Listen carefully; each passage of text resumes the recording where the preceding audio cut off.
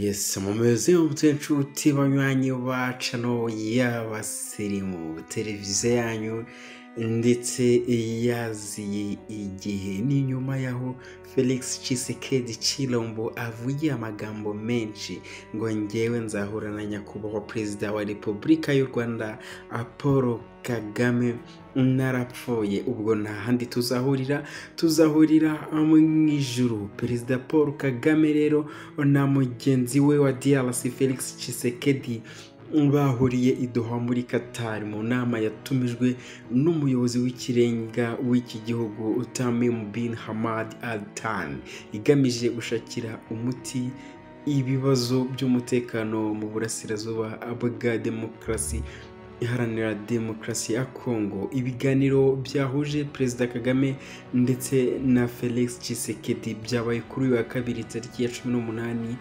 Werurwe 2025 nk'uko byatangajwe na Minisiteri y'Ububanyi n'Amahanga n'Ubutwererane ya Qatar. Itangazo ryashyizwe hanze na Minisiteri y'Ububanyi n'Amahanga ya Qatar ku gicamunsi cyo kuri uyu wa kabiri rivuga ko ibi biganiro bigamije gushaka umuti w'ibibazo bimaze igihe mu burasirazuba bwa Repubulika iharanira demokarasi ya Kongo.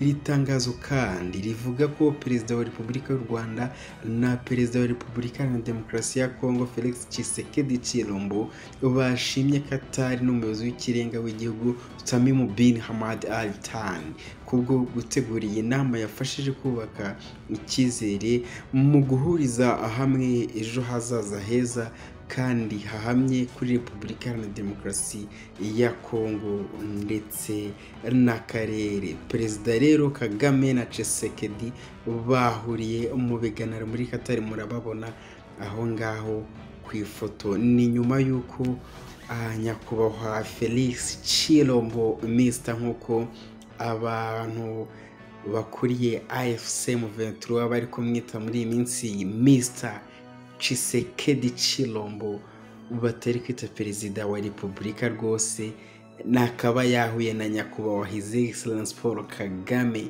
Sinzi nimba ikatari haba habaye mu ijuru. Ni update par update turagenda tubagezaho uko ibiganiro biragenda bitugeraho.